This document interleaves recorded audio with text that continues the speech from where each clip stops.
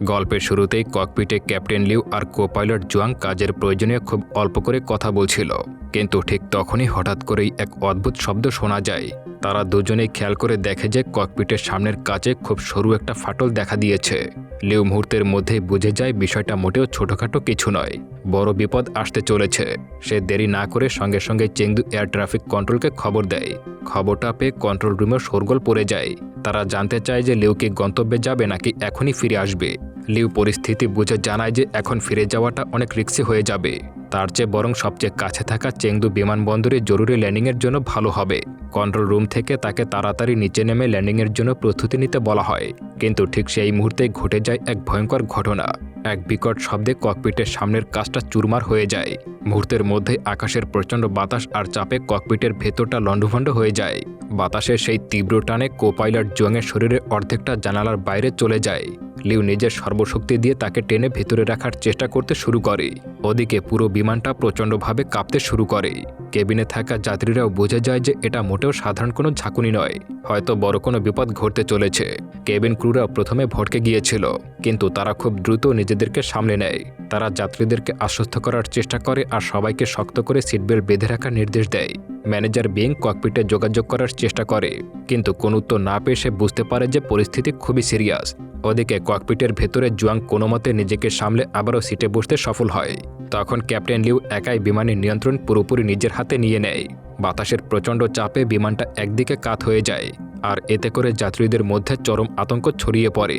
সবাই হুড়াহুড়ি করে সিটবেল্ট বেঁধে ফেলে। এমন বিপদেও কেবিন ক্রুরা নিজেদের জানের তোয়াক্কা না করে বাচ্চা আর বয়স্কদের সাহায্য করতে শুরু করে। অন্যদিকে লিউ তখন জানপ্রাণ দিয়ে বিমানটাকে সোজা রাখার চেষ্টা করে যাচ্ছিল। এক পর্যায়ে সে কায়দা করে বিমানটাকে ঘুরিয়ে জুয়াংজুকে পুরোপুরি ককপিটের ভেতরে নিয়ে যায়, কিন্তু এর ফলে ককপিটের দরজাটা খুলে গেলে আরও প্রচণ্ড বেগে বাতাস কেবিনের ভেতরে ঢুকতে শুরু করে। আসলে এই কাহিনী কিছুক্ষণ আগে শুরু হয়েছিল, যেখানে শুরুতেই আমরা লিউ নামের একজনকে দেখতে পাই। সে পেশা একজন দারুণ পাইলট, আর সাহসের কথা বললে সে সবার চেয়ে আলাদা। প্রতিদিনের মতো আজও লিউ কাজের জন্য প্রস্তুতি নিচ্ছে, তবে আজকের দিনটা তার কাছে একটু বেশি স্পেশাল, কারণ আজকে তার একমাত্র মেয়ের জন্মদিন। বাড়ি থেকে বের হওয়ার আগে সে মেয়েকে কথা দিয়ে যায় যে ডিউটি শেষ করে রাতে ফেরার সময় সে তার জন্য কেক নিয়ে আসবে। বাবা মেয়ে মিলে একসঙ্গে জন্মদিন সেলিব্রেট করবে। এরপর লিউ সিচুয়ান এয়ারলাইন্সের অপারেশন সেন্টারে যায় আর ফ্লাইটের আগে জরুরি মিটিংয়ে বসে। সেখানে সে জানতে পারে এই যাত্রায় তার সঙ্গে আরও দুইজন কোপাইলট থাকছে। একজন লিয়াং আর অন্যজনের নাম হচ্ছে জুয়াং, যে কিছুটা অভিজ্ঞ। পাইলটদের পাশাপাশি এখানে আরও 6 জন কেবিন ক্রু ছিল। জিয়া, নানান আর জাও সরাসরি যাত্রীদের দেখাশোনার দায়িত্বে ছিল, আর পুরো টিমের লিডার হিসেবে ছিল তাদের ম্যানেজার বিং। এই 9 জনের টিমটা একসঙ্গে বসে ফ্লাইটের সব খুঁটিনাটি চেক করে নেয়। মিটিংয়ে তারা আকাশের আবহাওয়া কেমন থাকতে পারে বা কোনো বিপদ হতে পারে কিনা, ইমার্জেন্সি অবস্থায় কী করবে, এসব বিষয় নিয়ে বিস্তারিত আলাপ করছিল। এমনকি বিমানে কোনো শিশু বা অসুস্থ যাত্রী থাকলে তাদেরকে কিভাবে যত্ন নেওয়া হবে তাও তারা ঠিক করে রাখে। যে কোনো ফ্লাইটের আগে এই সাবধানতাগুলো নেওয়া খুবই জরুরি। সবকিছু ঠিকঠাক দেখে তারা সবাই মিলে একসঙ্গে খাবার খেতে শুরু করে। খাবার টেবিলের পরিবেশটা বেশ বন্ধুত্বপূর্ণ আর হাসি খুশি ছিল। নতুন জয়েন করা জুয়াং নিজেকে একটু জাহির করার চেষ্টা করলেও বাকিরা বেশ মজা আর ঠাট্টার ছলে সময়টা কাটায়। খাওয়া শেষ করে তারা অপারেশন সেন্টার থেকে বেরিয়ে বিমানবন্দরের দিকে রওনা দেয়। মেট্রোতে চড়ে তারা পৌঁছে যায় চংকিং আন্তর্জাতিক বিমানবন্দরে। ইউনিফর্ম পরা এই স্মার্ট টিমটাকে দেখে বিমানবন্দরের সাধারণ যাত্রীরা মুগ্ধ হয়ে তাকিয়ে থাকে আর তাদের আত্মবিশ্বাসের প্রশংসা করে। সবকিছু বুঝে নিয়ে কেবিন ক্রুরা একদম পেশাদার ভঙ্গিতে বিমানের উপরে উঠে পড়ে আর নিজেদের কাজ শুরু করে দেয়। সবাই তখন খুবই ব্যস্ত। লিউ ককপিটে গিয়ে চকিং এয়ার ট্রাফিক কন্ট্রোলের সঙ্গে যোগাযোগ শুরু করে। সেখানে বসে তারা বিমানের ইঞ্জিন, তেলের পরিমাণ, অক্সিজেনের মাত্রা আর কোনো যান্ত্রিক ত্রুটি আছে কিনা সবকিছু খুঁটিয়ে খুঁটিয়ে চেক করে নেয়। ওদিকে ক্যাবিন ক্রুরা বসেছিল না। তারা ইমার্জেন্সি লাইট, অক্সিজেন মাস্ক আর যাত্রীদের খাবারের ব্যবস্থা সব ঠিক আছে কিনা তা দেখে নেয়। নিরাপত্তার জন্য মেটাল ডিটেক্টর দিয়ে পুরো বিমানে তল্লাশি চালায় যাতে কোনো বিপজ্জনক জিনিস না থাকে। এরই মধ্যে বিভিন্ন জায়গা থেকে আসা যাত্রীরা এয়ারপোর্টে পৌঁছাতে শুরু করে। আপনজনদের বিদায় জানিয়ে তারা বোর্ডিং পাস চেক করে বিমানে ওঠার জন্য অপেক্ষা করতে শুরু করে। সব প্রস্তুতি শেষ হলে কন্ট্রোল রুম থেকে গ্রিন সিগন্যাল পায় আর যাত্রীরা বিমানে উঠতে শুরু করে। কেউ ভুল ছেটে বসলে বা কোনো সমস্যায় পড়লে ক্রুরা খুব সুন্দরভাবে সেটা সমাধান করে দেয়। সব যাত্রী উঠে যাওয়ার পর বিমানের মেইন দরজা বন্ধ করে দেওয়া হয়। এরপর শুরু হয় বিমানের নিয়মকানুন দেখানো। সিট বেল্ট কীভাবে বাঁধতে হয়, ঝাঁকুনি বা ল্যান্ডিংয়ের সময় কী করতে হবে, এইসব খুব সহজভাবে বুঝিয়ে দেয়। আসলে বন্ধুরা, এই সকল বিষয় একটু ভালোমতো লক্ষ্য করবেন। এখান থেকে আমরা বিমানের একটা বেসিক আইডিয়া পেতে পারি। সেই সাথে সবার মোবাইল ফোন এয়ারপ্লেন মোডে করতে বলা হয়। সবকিছু ঠিক থাকায় ক্যাপ্টেন লিউ উড্ডয়নের অনুমতি চায়। কন্ট্রোল রুম থেকে সবুজ সংকেত পাওয়ার পর বিমানটি রানওয়েতে গতি বাড়াতে শুরু করে এবং কিছুক্ষণের মধ্যেই মাটি ছেড়ে নীল আকাশের উপরে ডানা মেলে। এই বিমানে ছিল 119 জন যাত্রী আর 9 জন ক্রু। তারা চংকিং থেকে তিব্বতের রাজধানী লাসার উদ্দেশ্যে উঠতে শুরু করে। শুরুর দিকে সবকিছু একদমই স্বাভাবিক ছিল। কেবিন ক্রুরা যাত্রীর সেবা দিতে ব্যস্ত ছিল। কেউ ওয়াশরুমে যেতে চাইলে সাহায্য করা বা ছোটখাটো সমস্যার সমাধান করে দিত। সবই নিয়মিত চলছিল। পুরো যাত্রাটাই তখন খুব শান্ত মনে হয়। এরই মধ্যে বিমানটি চংকিংয়ের আকাশসীমা পার হয়ে যায়। ফলে আগের কন্ট্রোল টাওয়ারের সঙ্গে যোগাযোগ অফ করে তারা নতুন করে চেংদুর এয়ার ট্রাফিক কন্ট্রোলের সঙ্গে যোগাযোগ শুরু করে। অর্থাৎ এক রাডারের এলাকা থেকে অন্য রাডার এলাকায় ঢুকে পড়ে তারা। এখন থেকে সব নির্দেশনা চেংদু থেকেই আসবে।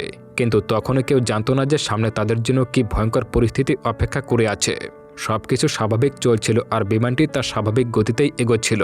কিন্তু কিছুক্ষণ পর হঠাৎ করে বিমানটি প্রচণ্ডভাবে কাঁপতে শুরু করে। এতে যাত্রীরা খুব ভয় পেয়ে যায়। পরিস্থিতি বুঝে ক্যাপ্টেন লিউ সাথে সাথে কেবিন ক্রুদেরকে সাবধান করে দেয়। ক্রুরাও জলদি যাত্রীদের কাছে গিয়ে বলে যে তারা যেন ভয় না পায়। এটি একটি সাধারণ বাতাসের ঝুঁকিপূর্ণ এলাকা, তাই ভয় পাওয়ার কোনো কারণ নেই। সাধারণত আকাশে বাতাসের উল্টোপাল্টা প্রবাহের কারণেই এমনটা হয়। পরিস্থিতি সামলাতে লিউ কন্ট্রোল রুমের সঙ্গে কথা বলে কিছুটা উঁচু দিয়ে ওড়ার অনুমতি চায়।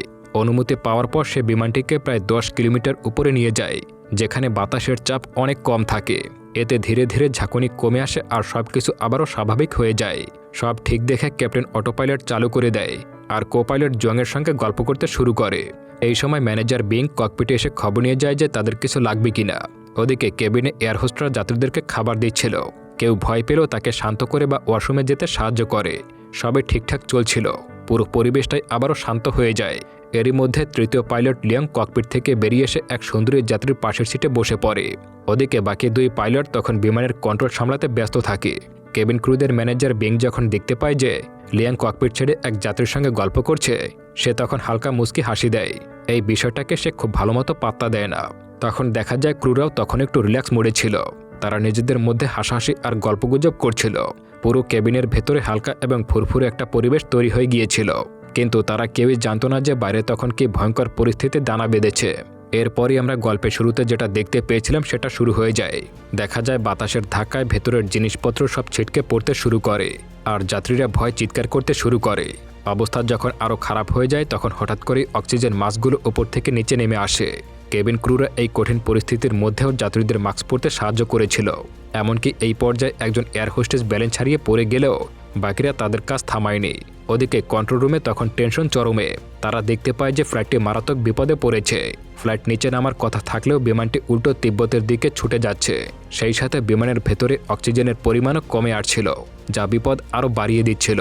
সবচেয়ে বড় সমস্যা হলো পাইলটদের সঙ্গে রেডিওর যোগাযোগ পুরোপুরি বন্ধ হয়ে গেছে।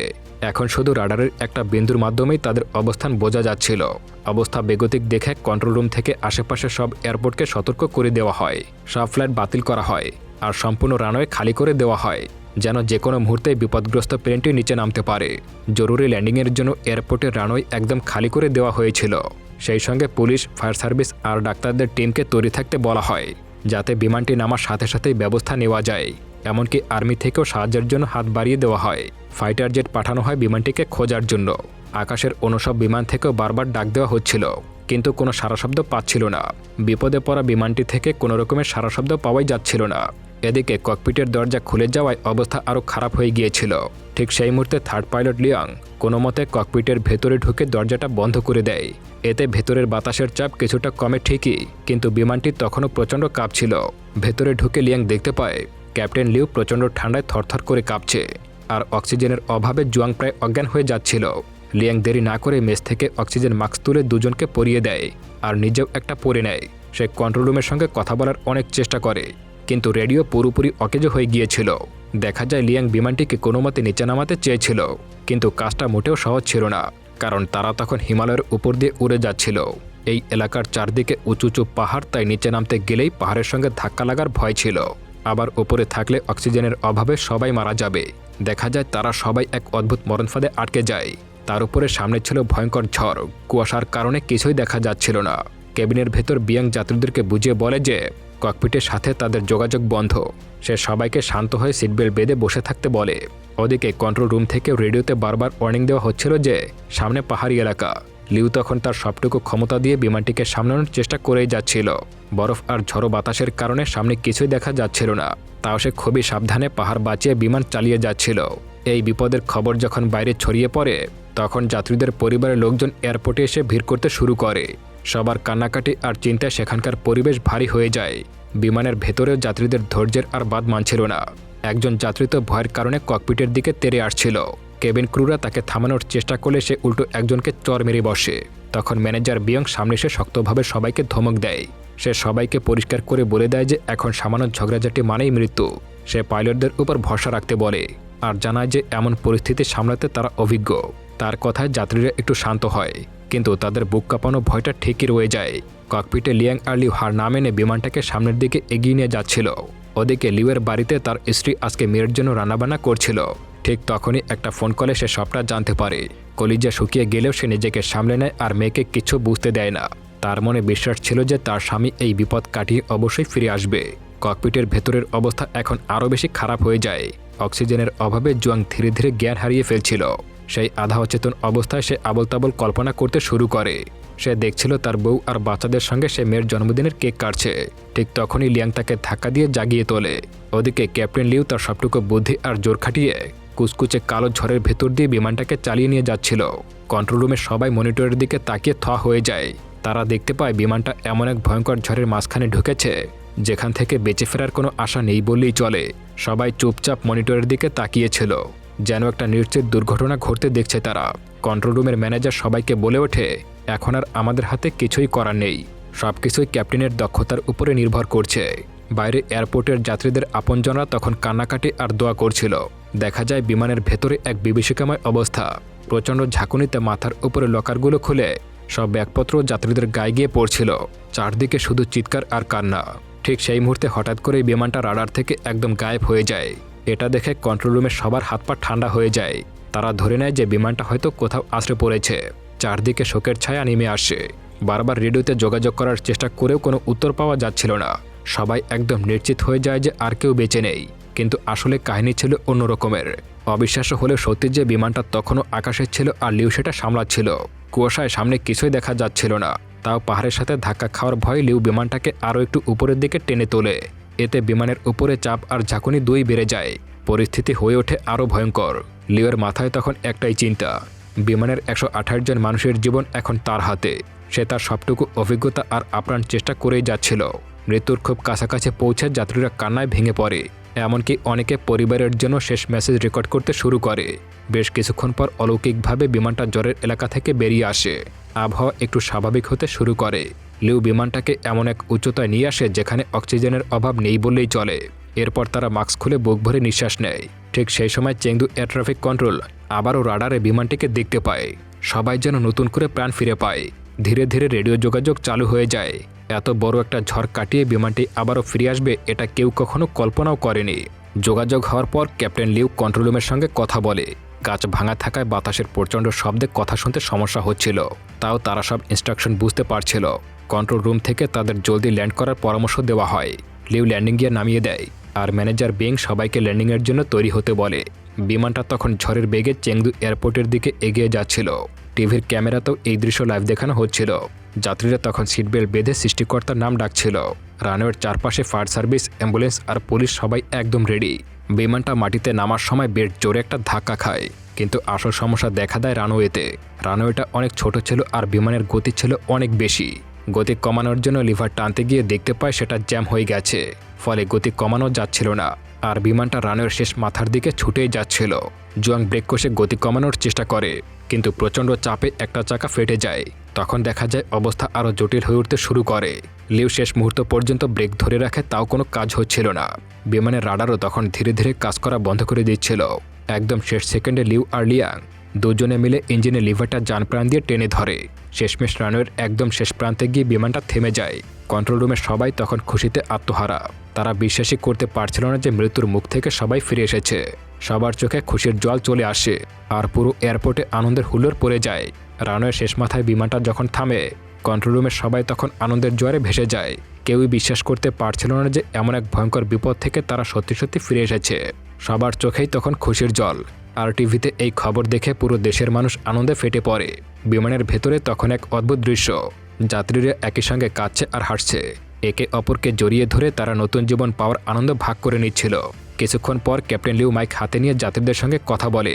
সে যা ঘটেছে তার জন্য দুঃখ প্রকাশ করে আর সবার সাহসের জন্য ধন্যবাদ জানায়। একবার ভাবুন তো, একজন ক্যাপ্টেন হয়ে যাত্রীদের কাছে ক্ষমা চায়। তো যাই হোক, ক্যাপ্টেনের গলা শুনে যাত্রীরা আর কেবিন ক্রু সবাই কান্নায় ভেঙে পড়ে। বিমানটা পুরোপুরি থামার পর মেডিকেল টিম আর উদ্ধারকর্মীরা দ্রুত সেখানে পৌঁছে যায়। ধীরে ধীরে বিমানের দরজা খোলা হয় আর যাত্রীরা একজন একজন করে বাইরে বেরিয়ে আসে। নামার সময় অনেকে ক্যাপ্টেন আর ক্রুদেরকে জড়িয়ে ধরে ধন্যবাদ জানায়, আর কেউ কেউ নিজেদের আগের খারাপ ব্যবহারের জন্য ক্ষমা চায়। ক্রুদের মধ্যে অনেকজন অসুস্থ হয়ে পড়ায় তাদের অ্যাম্বুলেন্সে করে হাসপাতালে পাঠানো হয়। ককপিটে বসে ক্যাপ্টেন লিউ, জুয়াং আর লিয়াং একে অপরের দিকে তাকিয়ে এক প্রশান্তের হাসি দেয়। তারা বুঝতে পারে আজ তারা সবাই মিলে এক অসম্ভব লড়াইয়ে জিতে ফিরেছে। এরপর তারা প্লেন থেকে নামার প্রস্তুতি নেয়। নামার আগে লিউ আরও একবার পুরো কেবিনটাকে ঘুরে দেখে। যাত্রীরা তখন তাকে ঘিরে ধন্যবাদ জানাচ্ছিল। ঠিক তখন ম্যানেজার বিং এসে বলে যে বাইরে সবাই তার জন্য অধীর আগ্রহে অপেক্ষা করছে। লিউ তখনই পকেট থেকে ফোন বের করে বউকে কল দেয়। সে জানায় যে সে একদমই ঠিক আছে আর খুব জলদি বাড়ি ফিরছে মেয়ের জন্মদিন সেলিব্রেট করার জন্য। এই কথা শুনে তার বউ যেন প্রাণ ফিরে পায়। লিউ যখন বিমান থেকে বাইরে বের হয় তখন সব যাত্রী তাকে বীরের মতো সম্মান জানায়। কিন্তু লিউ খুব শান্তভাবে সবাইকে বলে যে এটা একা তার কাজ ছিল না, সবাই মিলে চেষ্টা করছিল বলেই আজ সবাই প্রাণে বেঁচে আছে। এরপর যাত্রীরা একে একে এয়ারপোর্ট ছেড়ে তাদের পরিবারের কাছে ফিরে যায় আর লিও তার নিজের বাড়িতে ফিরে আসে। তার মেয়ে বাবাকে দেখে খুশিতে আত্মহারা হয়ে যায়। এরপর তারা সবাই মিলে একসঙ্গে জন্মদিনের কেক কাটতে শুরু করে। গল্পের শেষে দেখা যায় এই দুর্ধর্ষ সাহসের জন্য ক্যাপ্টেন লিউ আর পুরো ক্রু টিমকে বড় সম্মান দেওয়া হয়। তারা সবাই মিলে ছোট্ট একটি গেট টুগেদার করে নিজেদের এই নতুন জীবনের আনন্দ ভাগ করে নেয়। আর এভাবেই এই অসাধারণ মুভিটা শেষ হয়ে যায়। বন্ধুরা, গল্পটা কেমন লেগেছে অবশ্যই কমেন্ট করে জানাবেন। আর এই গল্পে তাদের সভ্যতার একটা চিহ্ন আমরা দেখতে পাই। এত বড় একটা ঘটনা ঘটে যাওয়ার কারণে পাইলট সরাসরি সবার কাছে ক্ষমা চাইছে। পরবর্তী ভিডিও দেখার আমন্ত্রণ জানিয়ে আজকের মতো এখানেই বিদায় নিচ্ছি। কোনো জায়গায় ভুল হলে কমেন্টে জানিয়ে যাবেন। ধন্যবাদ।